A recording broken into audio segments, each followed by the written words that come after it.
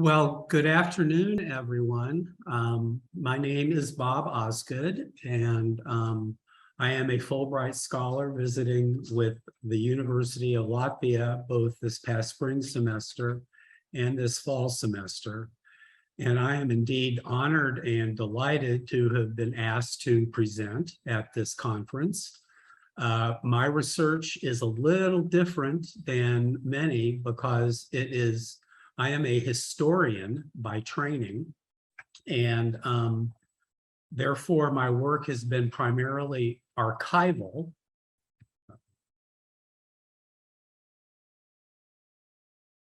It's not moving. Anyway, my work has been archival in nature. So what I do is I look at the past. It's not advancing. Oh, sorry? It's not advancing here.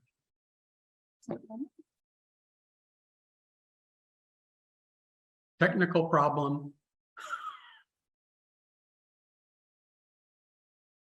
Yeah. Oh, you can take this one. Yeah. There we go. Okay, that's Yeah. fine. Yeah. Okay. So now I can do it. Yeah, okay. Thank you for your patience. What I have done in my work has been primarily focused on the history of special education in the United States. But as time has gone on, particularly here in the 21st century, we are seeing a transition from a focus on a single issue, such as special education, to a broader, more inclusive view, if you will, of schools and classrooms that we now call inclusive education. The history of it is very long and very complicated. There have been many times in history where students have been included, other times where they have been excluded or segregated. And so the history itself is a complicated one. And I'm focusing most of my research on developments in the United States, but I encourage any of you in the audience to consider how what happened in the United States may be similar or different to developments that have taken place in your country or in your school systems. So it should be a very interesting comparison as we go along. So what I'm going to do is start with a very general overview of the process of schools becoming more inclusive and bringing in more students of more different backgrounds and interests into public education. As many of you know, formal education was originally reserved for the elite, for royalty, for the ministry, for people who were going into professions, and very few people in the population had the opportunity to attend school. But with the advent of the printing press and the use of vernacular languages, more school books became accessible, and there was a greater movement to include more children from broader backgrounds into formal education settings, whether sponsored by the government or whether privately. That took place in the United States as well as in Europe.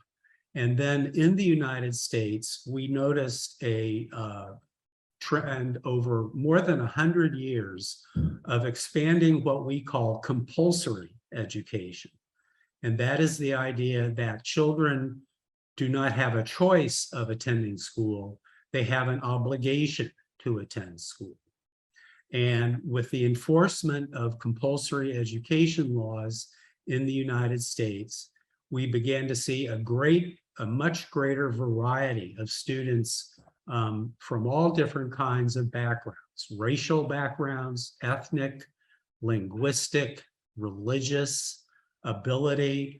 All these students were coming into the public schools, and it created some difficult issues for teachers.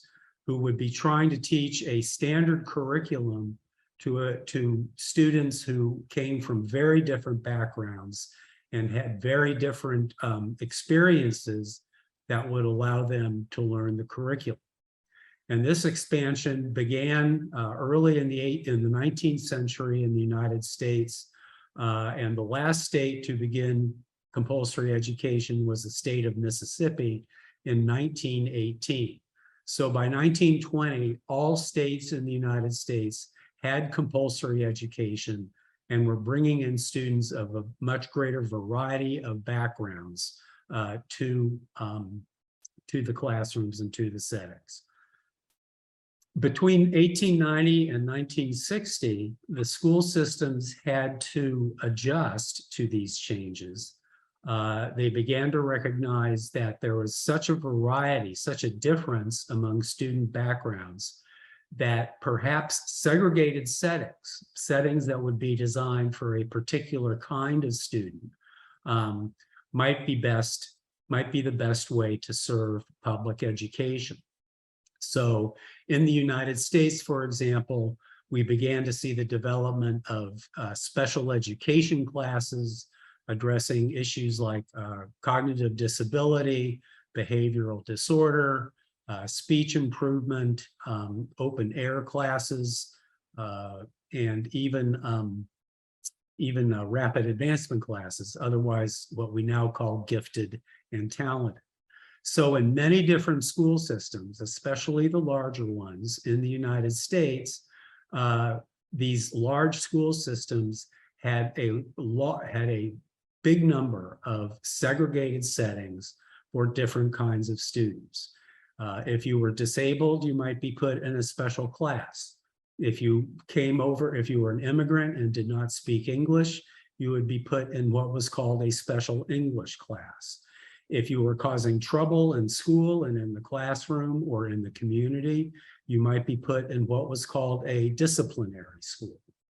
So we were bringing more and more students into the public school system, but we were not developing integrated schools, or certainly not inclusive schools. These students were separated from each other, were taught differently, were treated differently. And this went on for a good part of the 20th century in the United States. By 1960, however, we began to see changes in policy in the United States about which students should be included and integrated into the regular classroom. The landmark legislation for this job or for this movement was the Brown versus Board of Education decision by the US Supreme Court in 1954. And in that ruling, the Supreme Court said that separate facilities for school children, that is, separate settings for different kinds of children, are, quote, inherently unequal, and therefore were against the Constitution. So beginning in the 1960s, we began to see a movement towards much greater racial and ethnic integration in schools. This was very much part of the civil rights movement. It was very much part of the disability rights movement. We began to see changes in the treatment of girls and women in schools, and really a movement towards trying to create policies and practices and curricula that would allow more children to attend the same classroom at the same time. By 1970, the term inclusion began to refer specifically to special education. That is, the education of students with disabilities. And for the last 3 decades of the 20th century in the United States, when people would talk about inclusion or inclusive education, they were almost always referring to the education of students with identified disabilities. The goal was to get more and more students with disabilities to participate for more and longer periods of time in the regular classroom. So inclusive education in the United States in the late 20th century referred almost exclusively to special education. And in the 1990s, there became a very significant and debate about just how many or which students with disabilities should be included in the classrooms. Many people continued to argue for some separate facilities for certain kinds of students, particularly those with more significant or severe disabilities. But there was also a movement called the full inclusion movement, which argued that every student, regardless of their ability, had the right to be in a regular classroom 100% of the time. So despite how severe your disability was, despite how complicated or despite the nature of your disability, the full inclusion movement argued that all students with disabilities had the right to spend all their time in the regular classroom. And so by the turn of the 21st century, inclusion was a very large word in the American public schools. But again, it was referring almost exclusively to special education at this time. However, the first 2 decades of the 21st century has seen a tremendous expansion in the concept, in the idea of what inclusive education really means.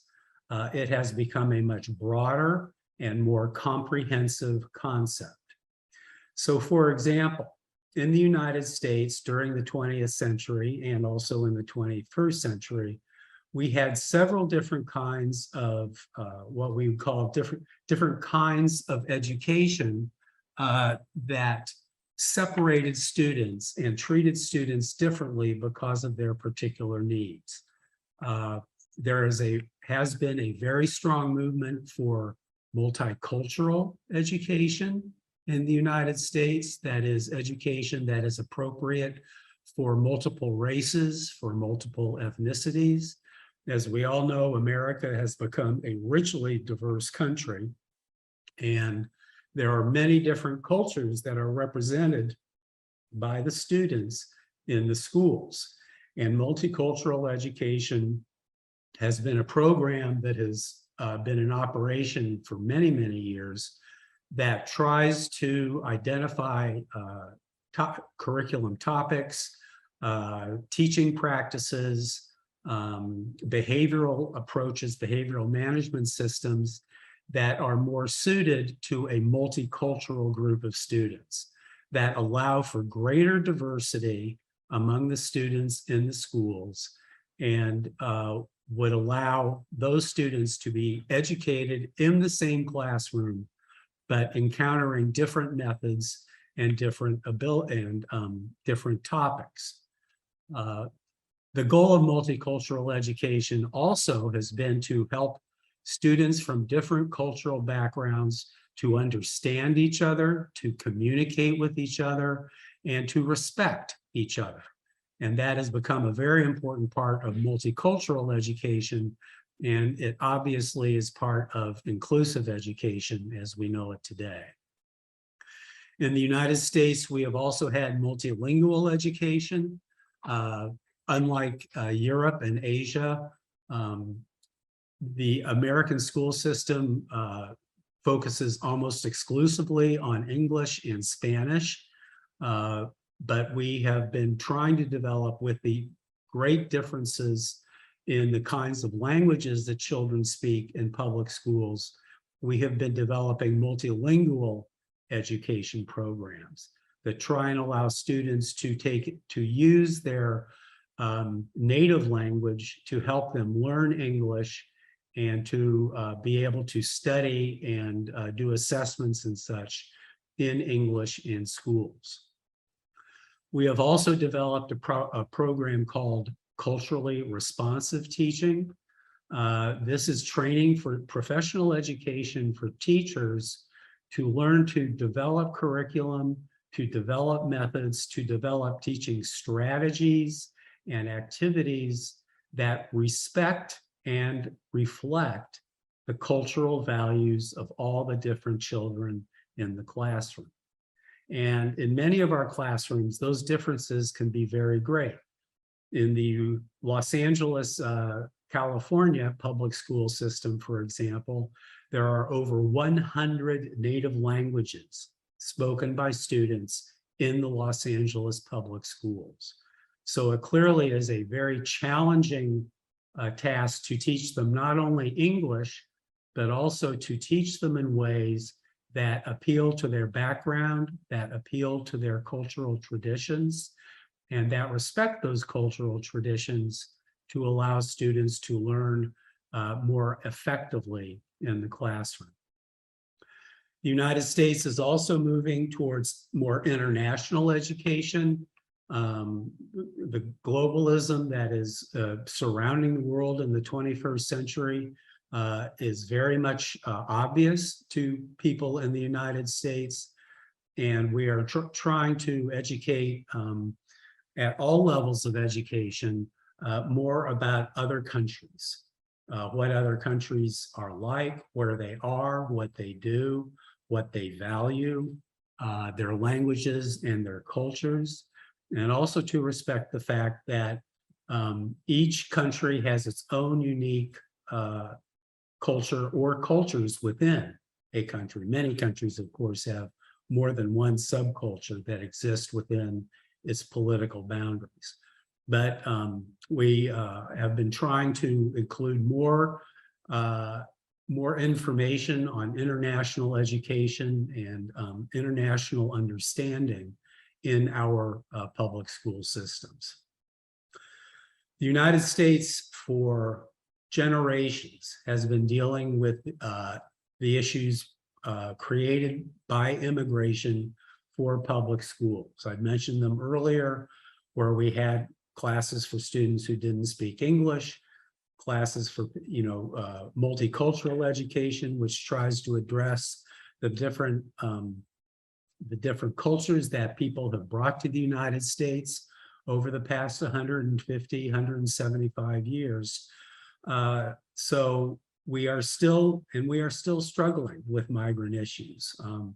We have migrants from all over the world coming to the United States. Of course, it's a very widely known, very difficult issue on our borders with Mexico. And in terms of immigration policy, who the United States decides to let in and who it decides to keep out. And that's been a very difficult political issue in the United States for many, many years. The United States has worked with refugees over time. We had refugees from Cuba in the 1980s. We had refugees from Southeast Asia in the United States. We've had political refugees from Central America. All these students are entering our public schools, and if we are to teach them effectively, we need to be able to address their concerns and respond to their cultural values and their cultural systems. And finally, the issue of gender identity has become very important the last 20 years. Issues of sexual orientation, sexual identity, transgender relations have all become an important part of schools in the United States. This too is very challenging politically, but it is something that schools are trying to address in an effective way to respect people who are not of a cisgender or traditional binary male, female, heterosexual orientation. So these are just some of the other groups that had a different kind of education. It was not called special education because they did not involve kids with disabilities. But these children had other particular issues that needed to be respected and needed to be accepted through the process of greater inclusion in education. And that's pretty much where we stand today. So I'm going to conclude this brief talk with just some thoughts that have come to me as I look over this history. I've been studying this history for a long time, and it is a constantly changing, always moving and shifting perception of what we should do in terms of inclusive education. The concept itself is constantly changing and expanding, of course. And an educational institution, because of that, must establish clear parameters or boundaries for its school systems, its teachers and students to understand how that school defines inclusive education, to ensure that all involved know and understand what inclusive education means to them at that school site. Because the fact is, inclusion means many different things to many different people.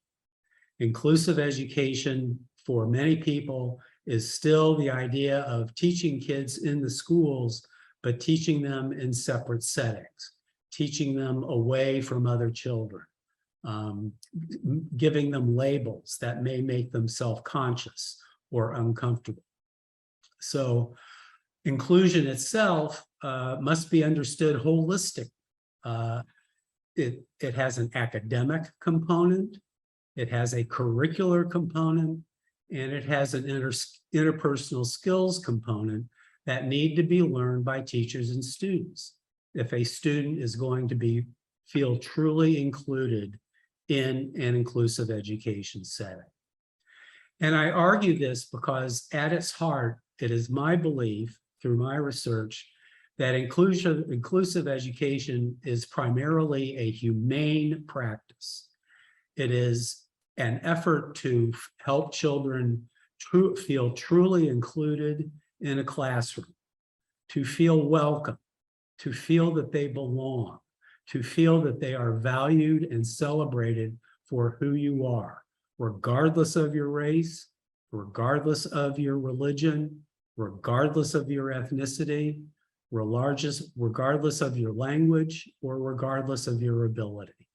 So in order to do that, we want to make sure that these students get the academic support needed and the socialization support needed, regardless of who those characteristics are.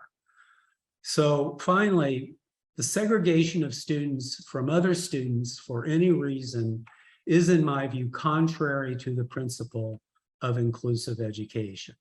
To me, inclusive education means just that.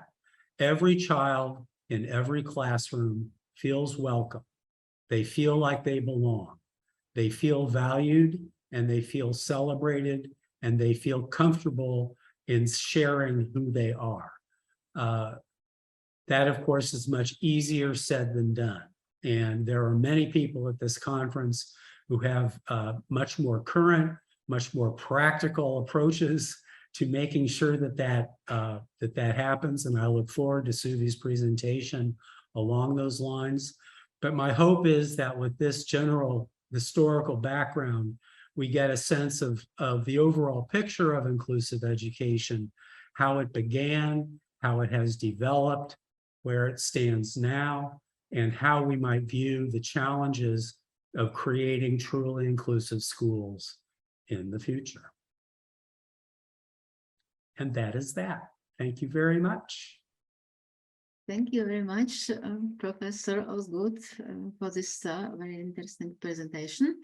At the moment, we have 2 questions, and for most of them, I can show. Okay. For you.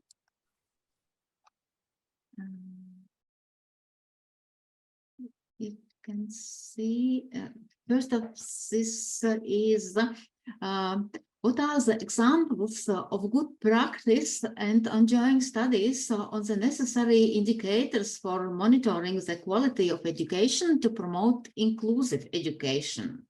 Yes, this is a very complicated question, of course, but the question that Roland's posed to me in the email was, what would be the one best practice I would identify as being most important to monitor the status of inclusive education in a school and make sure that it is functioning well. And my response to that was, because it is a very human, it's a very human practice. It's a very human concept. At the heart of it, in my view, it are the feelings of acceptance and belonging and welcoming that students view, not only in terms of socialization, but in the fact that they are given curriculum and teaching strategies that appeal to them, that they understand. And in order to do this, I believe there needs to be a constant, regularly scheduled conversation among parents, students, administrators, and teachers to ascertain how are students feeling? How do the teachers feel the classes are going? How are parents sensing that their children feel going to school? Do they feel comfortable? Do they feel welcome? And to create this, this consistent dialogue on a regular basis, to me, is probably the most important way we can monitor the quality of education to promote inclusive education. And that would include not just interpersonal skills. It would also include, what are we teaching to our students and how are we teaching them? Thank you very much. And the second question about resources. What resources are available to educational institutions and educators for successfully implement inclusive education? Well, there is a tremendous amount of research coming out now that, again, that is different from my research is qualitative and archival, but there is much kinds of all research, qualitative, quantitative, that is addressing specific issues. You know, for example, what teaching strategies are most globally effective, or what behavior management systems can be best adjusted to a greater variety of diversity among students in the schools. So we certainly want to take advantage of the available literature that is out there. It requires a lot of reading, a lot of professional development for teachers, a lot of parental involvement in the classroom. But primarily, the best resources we have, I believe, are ourselves. We live in an inclusive classroom, so we live in inclusive education. We have successes, we have failures. They may be different from school to school because the conditions from school to school are different. But to maintain collaboration and open dialogue through conferences very much like this one, I believe are very important to successfully implement it. So between the research and the collaboration and the networking, I believe those are the best ways to help people learn from each other and put together the best kind of inclusive school they can.